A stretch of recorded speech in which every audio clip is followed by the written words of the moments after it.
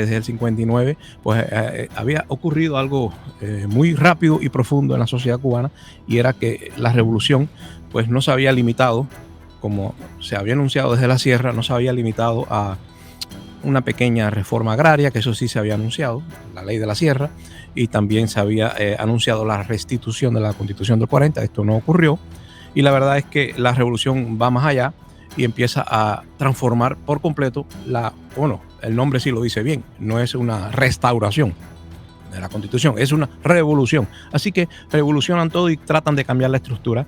Al principio, pues no se decía abiertamente que iba a ser una transformación hacia un país comunista o socialista, mejor dicho, donde el Estado ocupa importantes posiciones en la economía. Eso no se había dicho, y en la medida que empieza a ocurrir, pues poco a poco empieza a suceder la respuesta a esa transformación. El 2 de septiembre de 1960, Fidel hizo la Declaración de La Habana, y esto es muy importante porque la hizo en respuesta a la séptima reunión de consulta de ministros exteriores de la OEA. La OEA estaba muy preocupada, la organización, por la injerencia de China y de Rusia, sobre todo, de la Unión Soviética, mejor dicho, de la Unión Soviética y China en el hemisferio occidental. Esto un poco que heredando el espíritu de Estados Unidos de impedir que otras potencias de Europa o incluso de Extremo Oriente, pues la doctrina Monroe, ustedes saben que en su época hizo más reacción, por cierto, hubo más reacción a la doctrina Monroe en América Latina. Incluso hubo un importante chileno que muy rápido reaccionó y dijo lo que venía, fue capaz de profetizar políticamente lo que venía, pero la verdad que en Europa no se preocuparon mucho por la doctrina Monroe, porque no se consideraba, sobre todo desde la Santa Alianza, Prusia, Rusia y el Imperio Austrohúngaro, no se consideraba que Estados Unidos estaba lo suficientemente fuerte como para que esa declaración fuera más allá de un formalismo. Pero sí, la OEA, que tiene incorporado a todos los países latinoamericanos, pero también a Estados Unidos, pues reaccionó a la Revolución Cubana, porque sí, desde el principio había señales, no solamente con la visita de Mikoyan, sino con la importante relación económica entre la Unión Soviética y Cuba. Había señales de que ya iban a empezar a poner los soviéticos, no tanto los chinos, su mano peluda, imperialista, en la América Latina, y lógico era que hubiera una reacción en la OEA, que se convocó a todos los ministros de Relaciones Exteriores, y entonces se produce la primera declaración de La Habana, donde Fidel Castro declara, entre otras cosas, que Cuba, aparte de ser soberana, tiene derecho a exportar revolución. Imagínense ustedes, no solamente se confiscaba la propiedad de los americanos en Cuba, lo que ofendía mucho al Estado profundo en Estados Unidos, sino que se pretendía subvertir el orden en toda la América Latina. Y recordemos que Fidel Castro había sido educado en el Colegio de Belén, donde dos sacerdotes bastante falangistas y muy anti-anglosajones, pues le habían inculcado a él, y no hablemos de la influencia de su padre, que fue a Cuba a matar mambises porque era un soldado español. La verdad es que estos jesuitas en el Colegio de Belén, todo el mundo llega a la conclusión de que tiene que haber influido mucho en el adolescente Fidel Castro, y por eso el antiamericanismo, que no viene precisamente del choque entre la Unión Soviética y el mundo capitalista occidental, sino más bien entre el choque entre la hispanidad humillada tras la caída del Imperio Español y el poderío cada vez mayor del mundo anglosajón, específicamente el mundo norteamericano. Así que Fidel Castro posiblemente por ahí viene con la onda de querer exportar, y así lo dice en la primera declaración, el 2 de septiembre del 60, en La Habana, primera declaración de La Habana, dice abiertamente que Cuba tiene el derecho de exportar hacia América Latina, convertir a las montañas pues en un mundo de resistencia, de guerrillas y cosas parecidas a lo que ocurrió en la Sierra Maestra.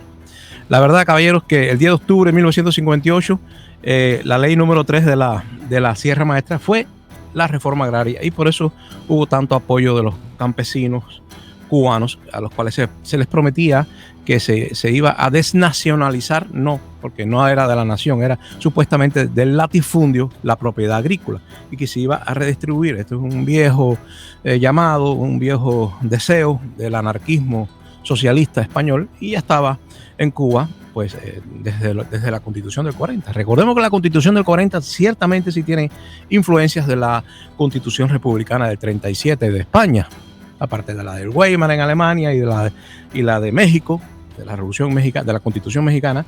También la Constitución del 40 tiene influencias de la República Española, y la República Española pues obviamente estaba en contra del antiguo régimen español monárquico y feudal, y esa herencia anárquica de querer darle a los pobres la tierra, de quitársela a los latifundistas, llega a Cuba con la revolución de Fidel, que era más agraria que obrera, porque los obreros cubanos, y lo dicen muchos expertos,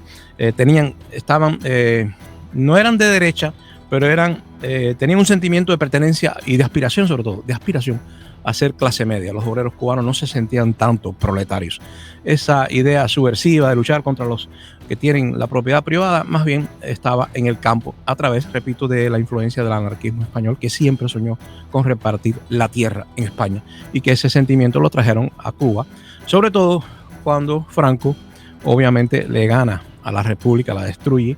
Y bueno, hay otra de las influencias serias, fue que esa república, antes de caer, llegó a enviar barcos con niños a la Unión Soviética para, según la narrativa del anticomunismo, pues lavarles el cerebro en Moscú. Y eso también se habían enterado en Cuba. Recuerden que hay un gran lazo entre la madre patria y Cuba, la última en perder en las Américas, la última posesión de España en perderse, y ese vínculo se hace fuerte, y vienen a Cuba muchos de los dos grupos, pero sobre todo republicanos, y también fueron a México, y la gente se pregunta, bueno, ¿y por qué tuvo tanto apoyo en México el Granma y Fidel Castro? Porque todas esas ideas se mezclaban, la idea contra la propiedad, el latifundio, pero la verdad que en Cuba, siendo una isla, no había esas extensiones tan grandes que hay en Texas, por ejemplo, y la idea de una reforma agraria era abstracta, porque no tenía mucho vínculo con la realidad de un país que, sobre todo, las grandes extensiones estaban dedicadas a la caña, y que el Estado cubano socialista no pretendía renunciar a esas grandes propiedades. Pues pasaría la gran propiedad industrial agrícola, pues pasaría al Estado socialista, que seguiría, como ustedes saben, promoviendo el monocultivo, y por eso que después Fidel Castro dice, bueno, ahora la zafra de los 10 millones. O sea, Fidel Castro simplemente cambia a la Unión Soviética por el antiguo amigo socio comercial Estados Unidos. Estados Unidos, muy enojado por las confiscaciones que eran continuas, todos los grandes, el pulpo eléctrico, así se le decía desde la época de los republicanos, la compañía de teléfono, numerosas empresas de químicos, todas las empresas iban una tras otra cayendo en manos del Estado socialista de Fidel Castro, y la verdad que había bastante anarquía. Había bastante anarquía. De hecho, las cajas de seguridad de los bancos fueron violentadas. Por eso Pazos renuncia a ser presidente del Banco de Cuba, porque era mucho el desafuero. Y los norteamericanos, obviamente, no aceptaron perder tantas propiedades en Cuba, tanta inversión en Cuba, sin responder. Por eso que ya en el 61 pues, se organiza Bahía de Cochinos. Yo pienso que ese es el periodo que nosotros deberíamos, desde que triunfa Fidel hasta la invasión de Bahía de Cochinos, porque nada hizo tan fuerte. Por eso es que Fidel Castro, ya después de Bahía de Cochinos, ese mismo año, se declara ya abiertamente marxista, algo que había hecho de manera solapada. En ese año, en el 60, se crean los comités de defensa de la revolución, se crea la JUSEPLAN, que es la Junta Central de Planificación de la Economía. Eso destruyó por completo toda la economía natural del mercado. Desaparece el mercado, si está planificado ya no es mercado.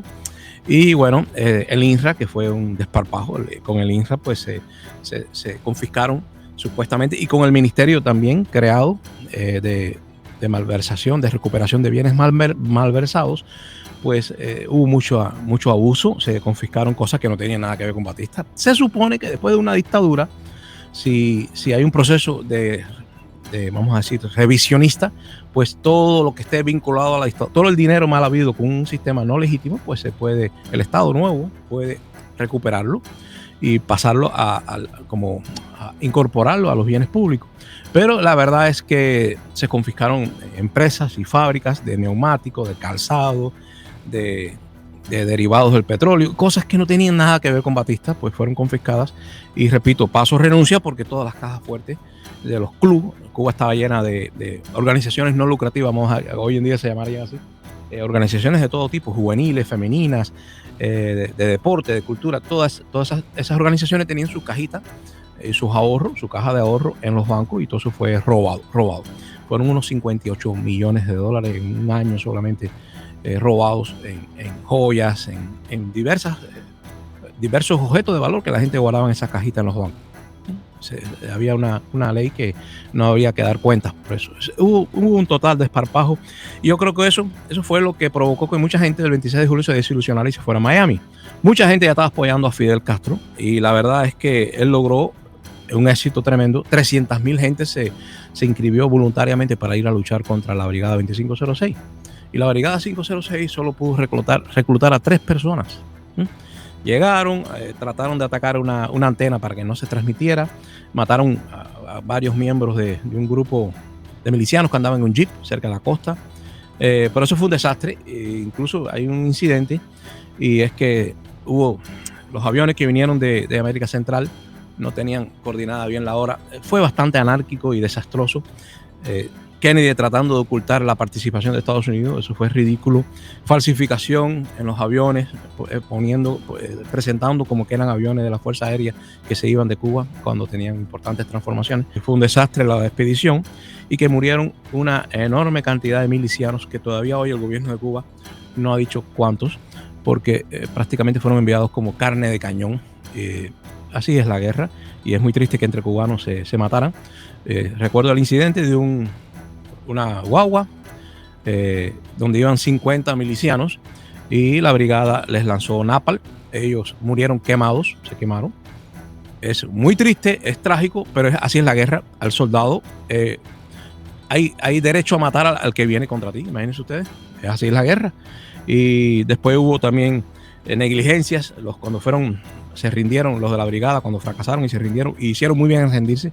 Lamentablemente el gobierno de Cuba durante muchos años presentó a la gente de la brigada como mercenarios, cobardes. No eran cobardes, hubo valor, lo mismo de los milicianos que de los... Eran cubanos. No hay cubanos que son más valientes que otros, ni hay ideas que son más sublimes que otras. Unos luchaban por el comunismo, por la soberanía socialista de Cuba, y otros luchaban por la restauración del 40 y por recuperar a Cuba y que no cayera en manos de Moscú. Así que cada cual tenía sus ideales.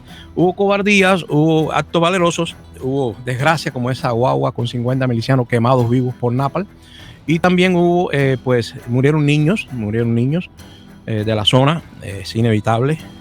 Y finalmente se rindieron, hicieron muy bien en rendirse, porque el objetivo de rendirse es evitar pérdida de vidas humanas de forma inútil. No tiene sentido, porque ya estaba perdida. Es verdad que mientras ellos estuvieran en la zona, podían matar todos los milicianos que le mandara a Fidel Castro, era muy fácil, pero se acababa el tiempo y no se lograba el objetivo. Los barcos atrás, de 5, 2 volaron por los aires, uno explotó de una forma misteriosa. Mucha gente pensó que ya Cuba estaba usando un explosivo nuclear facilitado por los soviéticos.